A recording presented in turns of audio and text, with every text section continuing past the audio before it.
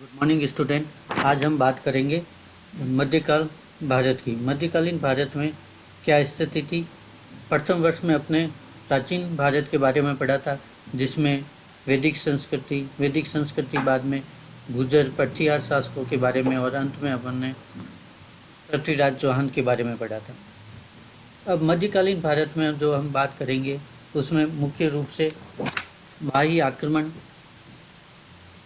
तुर्क आक्रमण,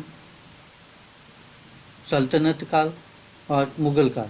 मुगल काल की प्रशासनिक व्यवस्था, स्थापत्य कला, चित्रकला, उनके कार्य, उनकी व्यवस्थाएं, और भारत में उनका शासन, और विदेशों में शासन और विदेशी आक्रमण, और स्थानीय स्तर पर उनका विरोध आदि को हम मध्यकालीन भारत में पढ़ेंगे।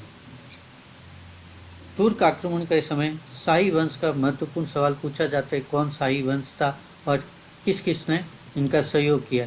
इसमें बहुत सारी भ्रांतियां हैं, कुछ लोग अलग अलग बताते हैं जो तथाकथित हैं, लेकिन वास्तविक रूप से साक्ष्य आधारित जो शासक थे और उनका किसने सहयोग किया है वो महत्वपूर्ण है, जो आज आपको यहाँ बता रहा हूँ। इसको याद रखना है, और ये कभी प्रतियोगिता परीक्षाओं में अनेक बार पूछा गया है, और इसके बारे में अलग अलग किताबों में कुछ गलत दे रखा है, उसको सही कीजिए और एकदम सही जानकारी आप प्राप्त करें जिससे सही रहे। तुर्क आक्रमण के समय सर्वप्रथम शाही वंश थे और उसका शासक था जयपाल। जयपाल की सहायता कन्नौज के गुर्जर प्रतिहारों ने की थी,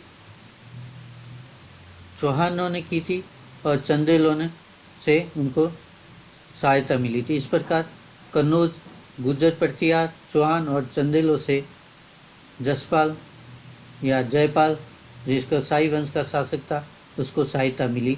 तुर्क के विरोध में उनको सहायता दी गई थी। इस प्रकार तुर्कों का आक्रमण का सामना करने के लिए जयपाल अकेला नहीं था, उसके साथ में कन्नौज के शासक थे, चौहान और चंदेलों का भी उसको सहयोग मिला था।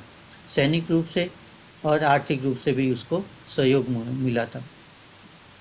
दूसरा शाही वंश का शासक था आनंदपाल। शाही वंश के साथ साथ में आनंदपाल जो शासक बने, उन्हें दिल्ली, अजमेर के शासक से, कालिंजर के चंदेलों से, ग्वालियर से, उज्जैन के शासकों से सहायता मिली थी। इस प्रकार देखें तो यहाँ आनंदपाल के समय शाही वंश का जो शासक था उसको अनेक शासकों से या राष्ट्र या कहें रियासतों से सहायता मिली, जिसमें दिल्ली प्रमुख है, अजमेर के शासक प्रमुख हैं, चंदेल प्रमुख है, ग्वालियर, उज्जैन के शासकों से सहायता मिली। उसके बाद में त्रिलोचन पाल और भीमपाल भी शाही वंश के शासक रहे। यहाँ देखने को ये मिलता है कि एक के बाद में एक शासकों ने उनका तुर्कों का, इस प्रकार त्रिलोचन पाल और भीमपाल ने तुर्क आक्रमणों का सामना किया और उनका आक्रमणों का विरोध भी किया।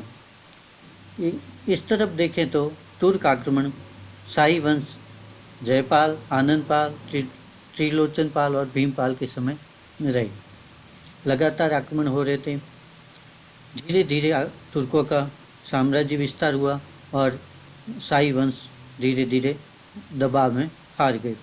हार के अनेक कारण थे, उसमें प्रमुख कारण बताया जाता है एक, भारत में राजनीतिक एकनिष्ठता नहीं थी।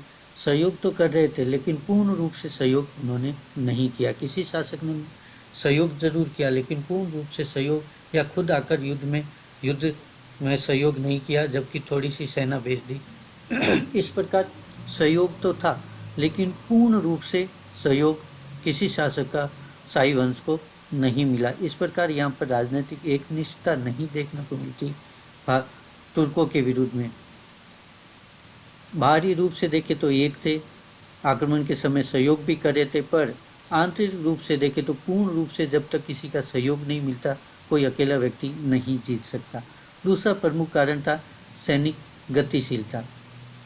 सैनिकों की आक्रमण करने की शक्ति और घुड़सवारों की ताकत तुर्कों के पास अधिक थी। तीसरा प्रमुख कारण था भारत में सैनिक एक सभी लोग नहीं होते थे, वर्ग विशेष के होते थे। अन्य जो व्यक्ति होते थे उनको राजा से या सैनिकों से कोई लेना देना नहीं था, यानी कोई आक्रमण करे या उसका पूर्ण रूप से वो विरोध नहीं कर रहे थे। इस प्रकार जनता पूर्ण रूप से शासक के समय साथ नहीं हो पा रही थी। युद्ध के समय यूं साथ थी, लेकिन युद्ध के समय पूर्ण रूप से वो सहयोग नहीं कर पा रहे थे या करते नहीं थे। इस कारण हार का प्रमुख कारण ये भी रहा। पर वास्तव में देखें तो उस समय तुर्कों के विश्व स्तर पर जो स्थिति थी उससे भारत की स्थिति बेहतर थी। उन्होंने लगातार एक जगह रोके रखने की कोशिश की, आक्रमण पर प्रतिका आक्रमण किए गए। इस प्रकार भारत की स्थिति दूसरे मुल्कों से बहुत अच्छी थी। पर फिर भी धीरे धीरे तुर्कों ने भारत की ओर आगे बढ़ने की चेष्टा की और उसमें वह सफल भी हुए। Thank you.